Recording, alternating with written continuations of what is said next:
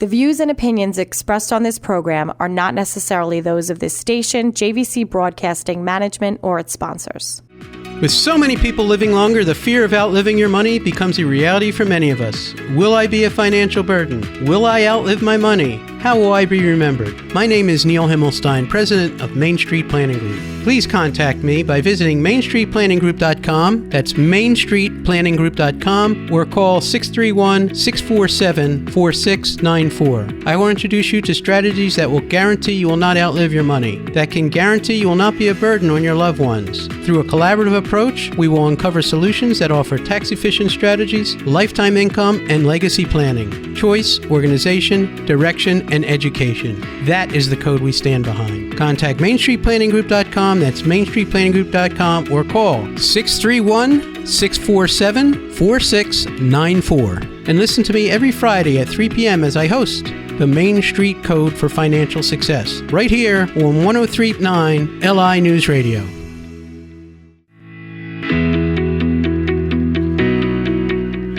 Good afternoon. Welcome to the Main Street Code for Financial Success. I'm your host, Neil Himmelstein.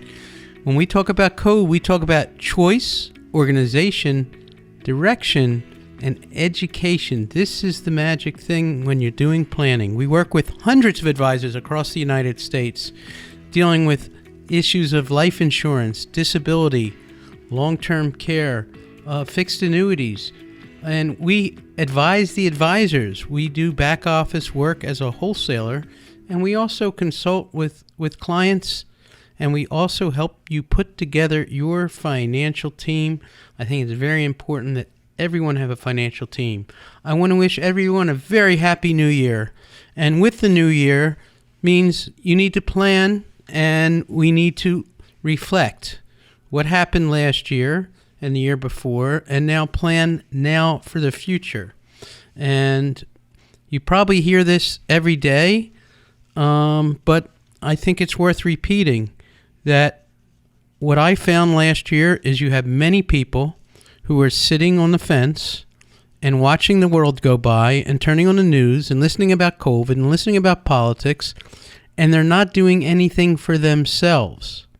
They're just reacting to the world instead of proactively planning for themselves. I think it's very important. I just read an article today, actually, about what happens in the state of New York, and on a future broadcast, I'm going to bring on some attorneys, if you don't have a will. I don't know if you've ever thought about that, but what happens if you don't have a will? Everybody says a will is very important. Well, what happens if you don't have a will is a big issue. If you're married, everything goes to your spouse.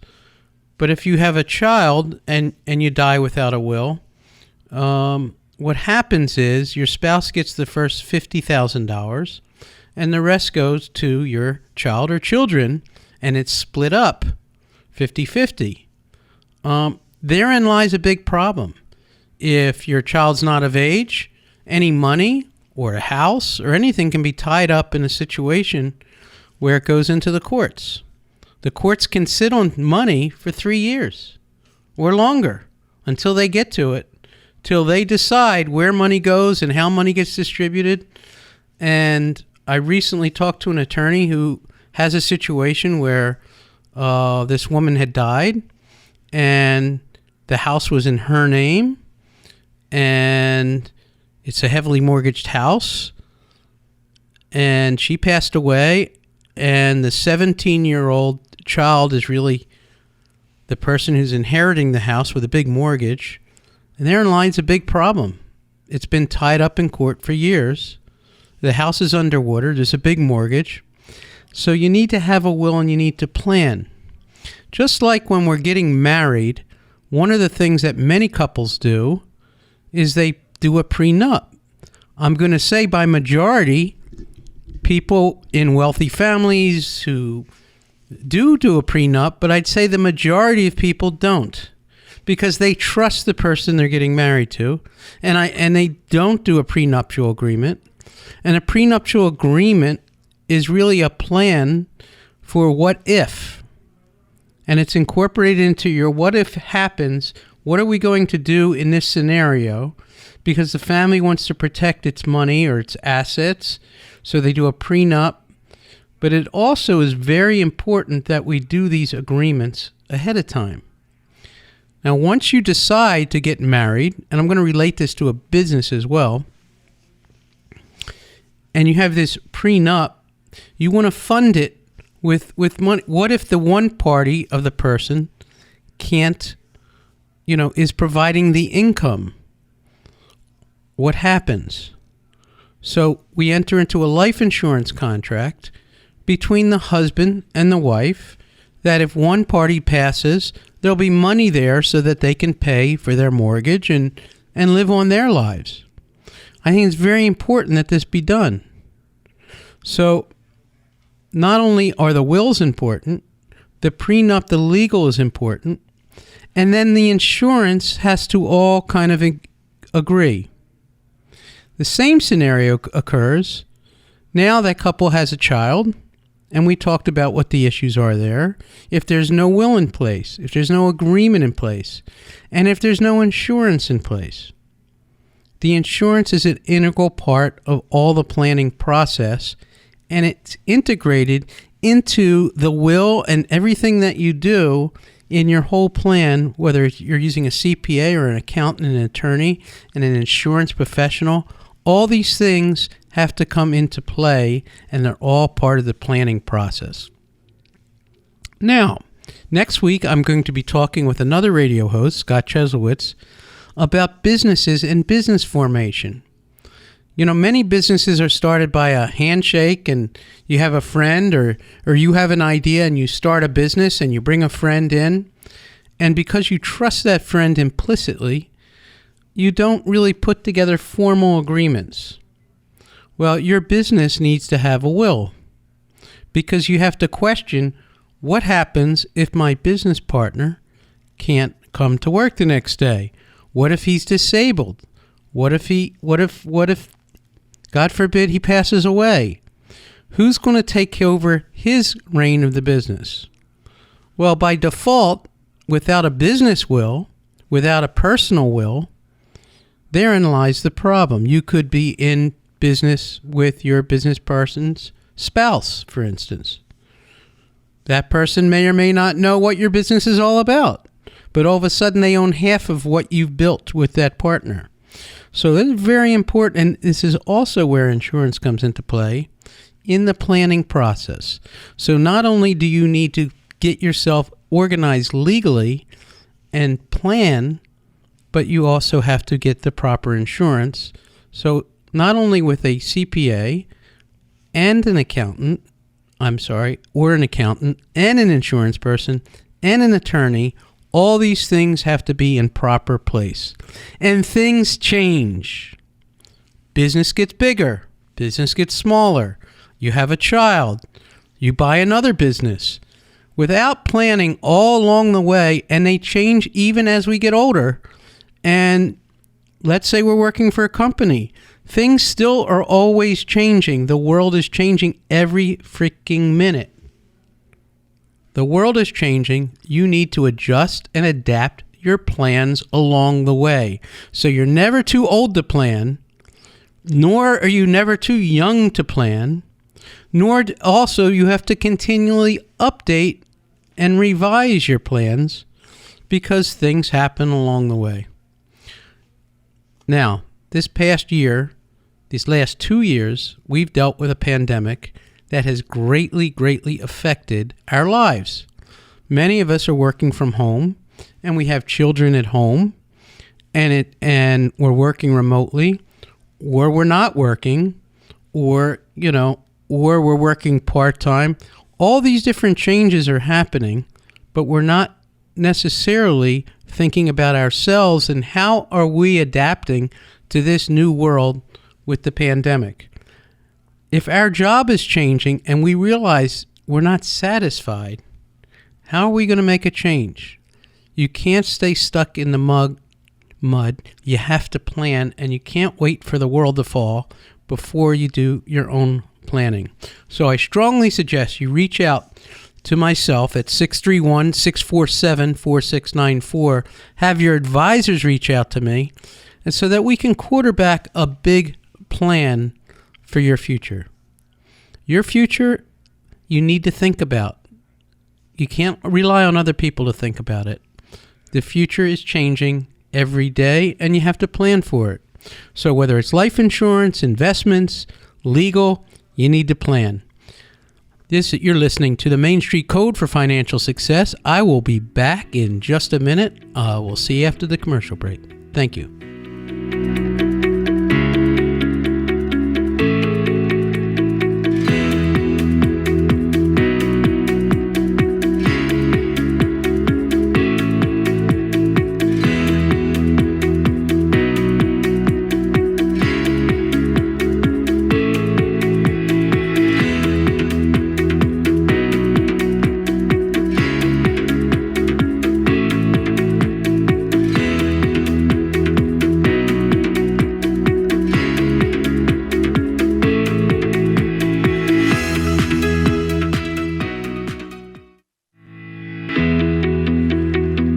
Welcome back, everybody. You're listening to the Main Street Code for Financial Success. I'm your host, Neil Himmelstein. You can reach me. You can look at me up on my website at mainstreetplanninggroup.com, or you can reach me at 631-647-4694. Before the break, we were talking about planning for your family and planning for a business. Next week, we're going to be sitting with Scott Chesowitz, who has his own morning show and who is a tremendous accountant, and we're going to be talking about business and small business. You know, many of you don't realize it, and you know, one of the last shows I did last year, I had a real estate professional on, and we got talking afterwards and everything else, and he has 180 mortgage brokers that do business with him. I have hundreds of insurance salesmen who place business with me. And these people all work on commissions, which means they don't have a company behind them doing businesses. But each one of these people, like myself, is really an entrepreneur. And they may or may not look at it that way. And what they should be doing is forming their own businesses, if they have their own businesses. But the government has allowed for many, many, many tax savings and things you can do with your own business, such as creating your own 401k. As a solo practitioner, if you incorporate or whatever, you can have what they call a solo 401k. We'll get into more in depth in that later. But you know, an IRA is limited to what you can put in. A solo 401k you can put a lot more money into. Or a SEP IRA. There's all kinds of different retirement programs. Not just deductions and tax deductions, but there's all different things that you need to do because you don't have a company plan, and you need to make all these arrangements yourself, and you need to set up your benefit package, including your life insurance, for the future. So I think it's very important that we talk about the different types of corporations, because as our business grows, we may want to do an S corporation or a C corporation or a limited liability corporation. We're going to talk about those next week, and we're going to talk about the differences between these types of entities and why you should be in one and not in another. And what are the advantages, not just advantages business-wise or protection-wise, but what are the advantages to you economically in your pocket, which is what we're all concerned about. How can I save more money or be more tax efficient? And one of the greatest tools in the world, whether you're self-employed or working for someone else, is you can buy a cash value life insurance policy. You can put in as much money as you want, no limitations to how much you can put in it. It'll grow tax deferred. All that cash inside your policy will grow tax deferred, meaning you won't get taxed on it. It's credit shelter proof, so that if you get sued or your company gets sued, they can't take that money inside that policy away from you. Huge. And if you structure it properly, you can take out all that money tax-free And you don't have to wait till you're 59 and a half. You don't have to wait. You're not forced to take distributions at 70 and a half. And by the way, you can do all this stuff inside a life insurance policy.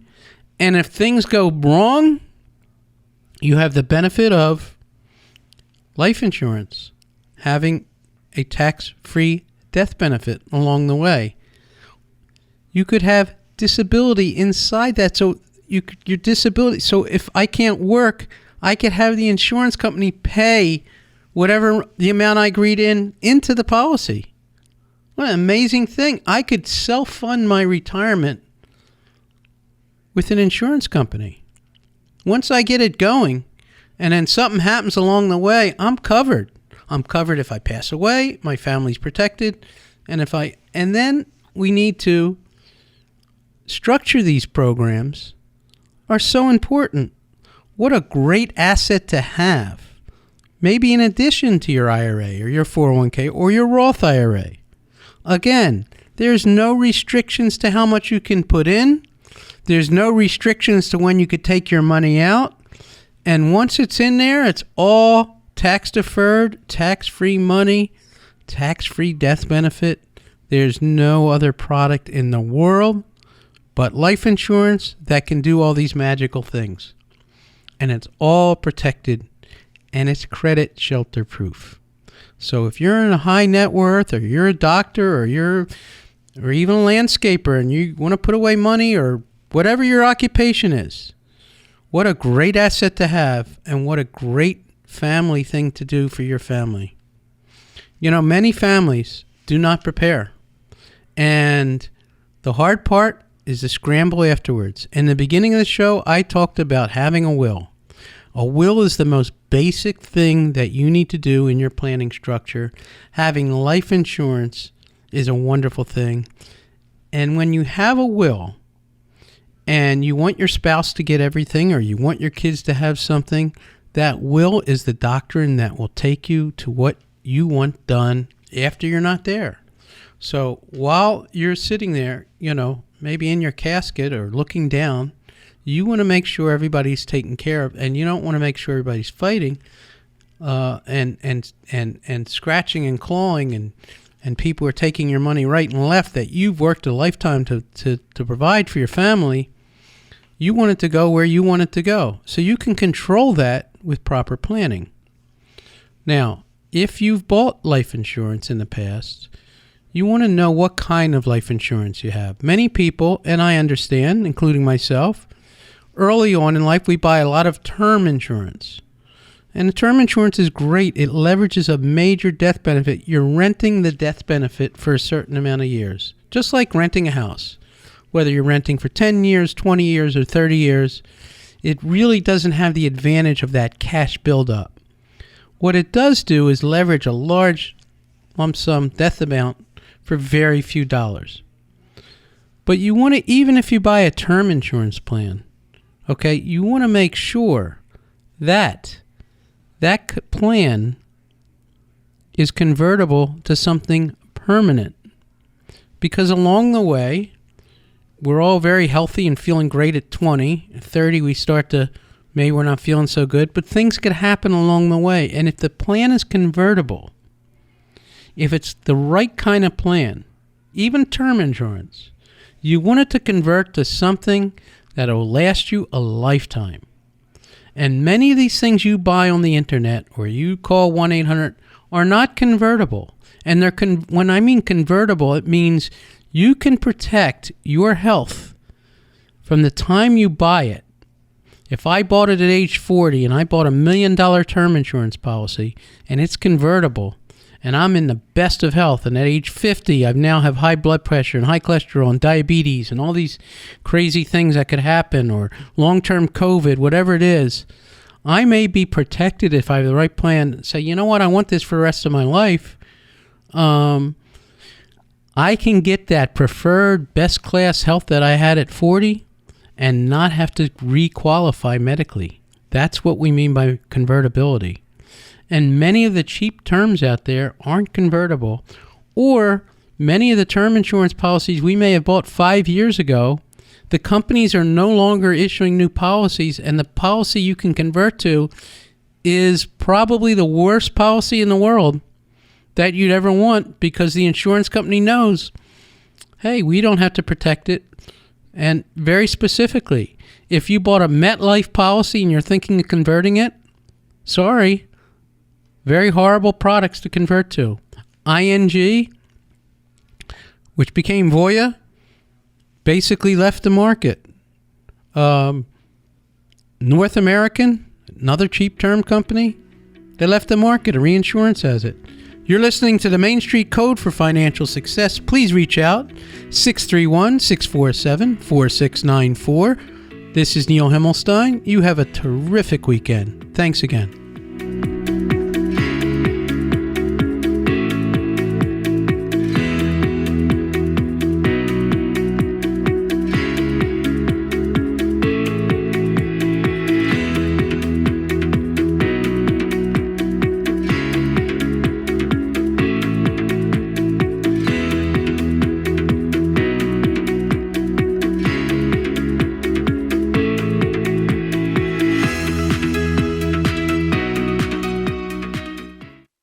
The views and opinions expressed on this program are not necessarily those of this station, JVC Broadcasting Management, or its sponsors.